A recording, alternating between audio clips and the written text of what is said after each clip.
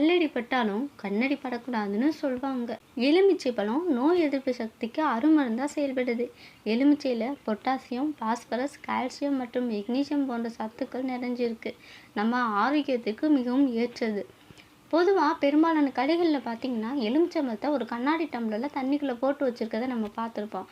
அது ஏன் யாருக்கா தெரியுமா? மகாசக்தியான ஆதிசக்திக்கு எலுமிச்சை மாலை கூட நம்ம போடுறோம்.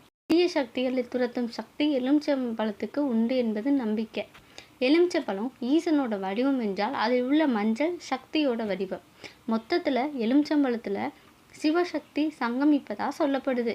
அதனால தான் நம்ம எங்கேயாவது வெளியில் போனாலோ அல்லது வேறு ஏதேனும் பயணம் மேற்கொண்டாலோ தீய சக்திகளை அகற்ற உடன் எலுமிச்சம்பழங்களை எடுத்து செல்வது வழக்கமாக வச்சுருக்கோம். எலுமிச்சைக்கு எதையும் நேர்மறை ஆற்றலாக மாற்ற தன்மை இருக்குது. தண்ணீருக்கு தான் இருக்கும் இடத்திற்கு தகுந்தவாறு மாறும் தன்மை இருக்குது. எலுமிச்சையை தண்ணீரில் போட்டு வைப்பதால் அவ்விடத்தில் இருக்கும் நேர்மறை ஆற்றலானது ரெட்டிப்பாகும்.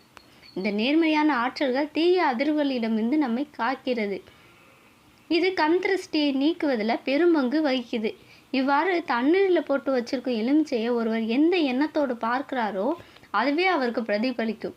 இவ்வாறு தண்ணீரில் எலுமிச்சம்பழத்தை போட்டு வைக்கிறதுனால நமக்கு நல்ல எண்ணங்களும் ஆரோக்கியமும் சௌபாக்கியமும் கிடைக்கின்றது நம்பிக்கை.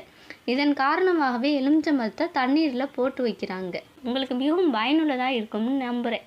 இந்த பதிவு உங்களுக்கு பிடிச்சிருந்தா மறக்காமல் சப்ஸ்கிரைப் பண்ணிடுங்க.